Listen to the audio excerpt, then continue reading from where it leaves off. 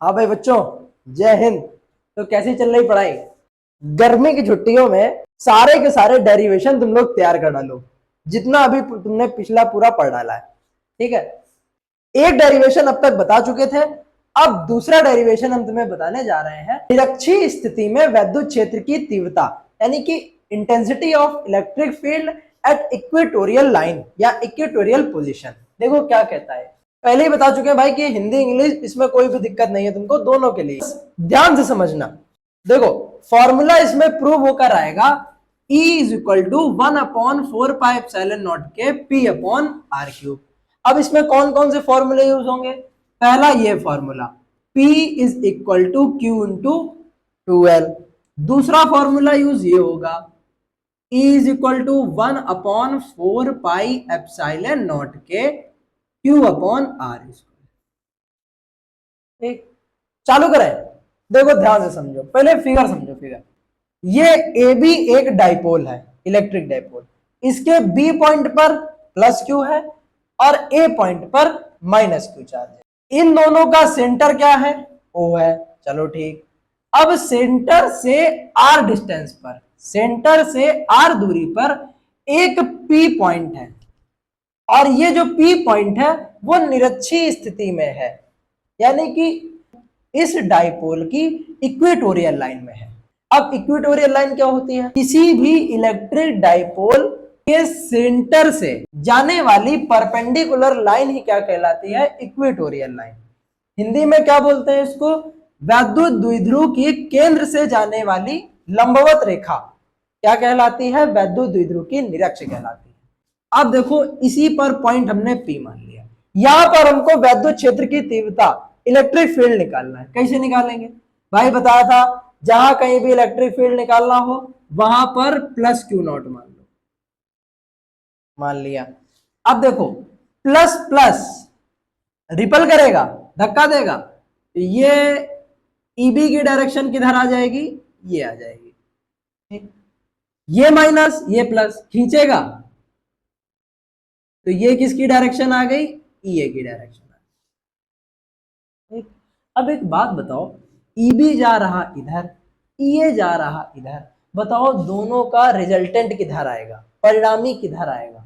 दोनों के बीच से जाएगा? बिल्कुल जाएगा। ये आ गया ई।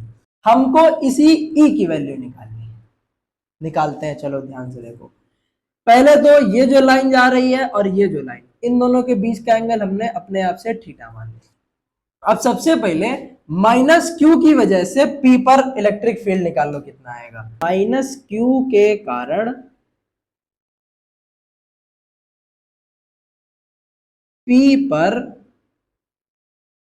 उत्पन्न वैद्युत क्षेत्र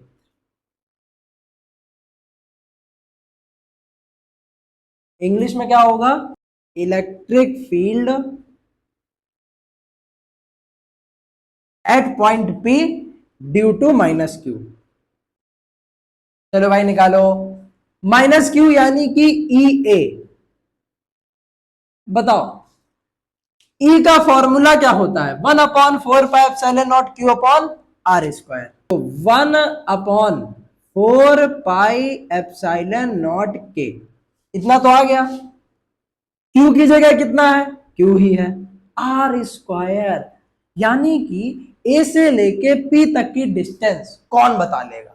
हम बता लेंगे, फिर तुम बता लोगे। ये तुमको एपीओ, ये तुमको देखो ध्यान से समकोण त्रिभुज देख रहा होगा, राइट एंगल ट्रायंगल दिख रहा होगा। अच्छा, राइट एंगल ट्रायंगल में ये 90 डिग्री वाला एंगल, 90 डिग्री के सामने क्या होता है? हाइपोटेनस यानी कि कर्ण।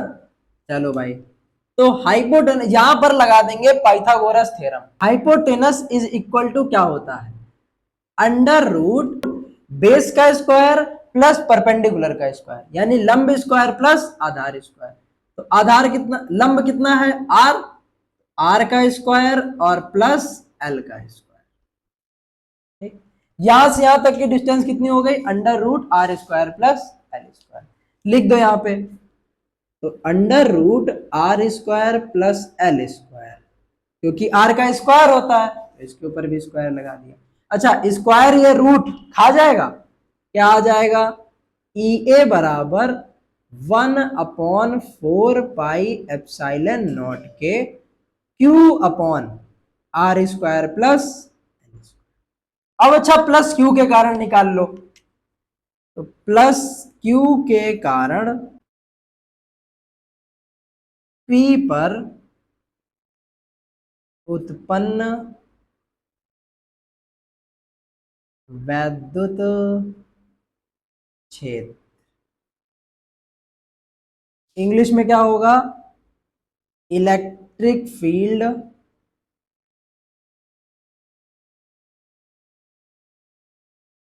Eight point P due two plus Q. चाहे ई ए निकालो या ई बी निकालो, दोनों सेम ही आएंगे। क्यों? क्योंकि जो डिस्टेंस ये है वही डिस्टेंस ये भी आएगी भाई, आर सेम एल सेम, ये भी तो सेम ही आएगी। ठीक, तो ई बी क्या आ जाएगा, ई बी बराबर 1/4 pi epsilon nought K Q upon under root R square plus L square का होल स्क्वायर करेंगे तो फिर से अंडर रूट से स्क्वायर कैंसिल, मतलब जब अंडर रूट का स्क्वायर करेंगे तो अंडर रूट चला जाएगा, तो सिर्फ और सिर्फ क्या आ जाएगा, आर स्क्वायर प्लस। चलो ई और ई बी की वैल्यू पता चल गई। अब हमको यहां से क्या निकालना है, बिंदु पी पर परिणामी क्षेत्र निकालना है, यानी कि रिजल्टेंट फील्ड निकालनी है। तो बिंदु पी पर परिणामी क्षेत्र, परिणामी वैद्युत क्षेत्र,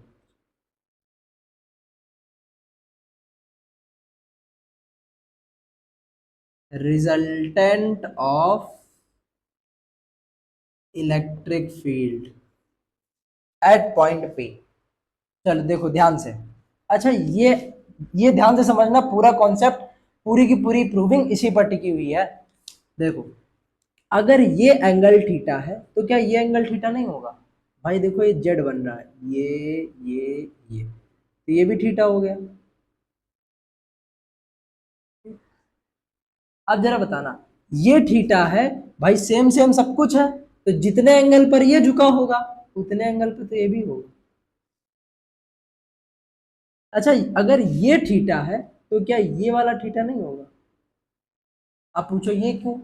देखो ये तो अल्टरनेट एंगल हो गए, लेकिन जरा देखो अगर हम इसको लाइन को आगे खींच दें, ये और ये वाली लाइन नीचे, और बीच से ये जा रही लाइन, तो तुम्हें पता होगा एक ही तरफ के ऊपर ऊपर के कोण बराबर होते हैं, ऊपर ऊपर के एंगल बराबर होते हैं, तो इसलिए ये भी एंगल दोनों आपस में बराबर हो गए।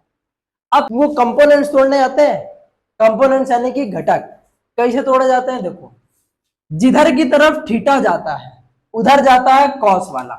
अब देखो बी का इधर की तरफ कौन सा घटक टूटेगा, component E B cos theta. ठीक, ये एक तरफ थीटा, तो इस घटक के, इस कंपोनेंट के 90 डिग्री पर जाता है साइन वाला, तो ई बी साइन थीटा। वैसे इसमें देखो इधर की तरफ थीटा है तो थीटा की तरफ कौन सा जाएगा, ई ए कॉस थीटा, इसका ई ए का, और इस डायरेक्शन में ई ए साइन थीटा। अब ई बी साइन थीटा और ई ए साइन थीटा ये दोनों है तुम्हारे अपोजिट डायरेक्शन में, अपोजिट डायरेक्शन में होने की वजह से ये दोनों हो जाएंगे कैंसिल, बचेंगे सिर्फ कौन कौन से, ई बी कॉस थीटा और ई ए कॉस थीटा, ये सेम डायरेक्शन में होने की वजह से जुड़ जाएंगे। अच्छा जुड़ के किसके बराबर हो जाएंगे, ई के तो बराबर होंगे, तो रिजल्टेंट क्या आ जाएगा, E is equal to E A cos theta plus E B cos theta. जरा एक और चीज ध्यान देना, ये ई ए और ई बी दोनों आपस में बराबर है, देखो सेम सेम लिखा हुआ है, तो क्या हम ये नहीं लिख सकते ई ए बराबर ई बी, इन दोनों की जगह हम ई डैश रख दे रहे हैं, रख दें, चलो रख दो। तो E बराबर क्या रख देंगे, EA की जगह भी E डैश और EB की जगह भी E dash. E dash cos theta plus E dash cos theta क्या आ जाएगा, 2E डैश कॉस।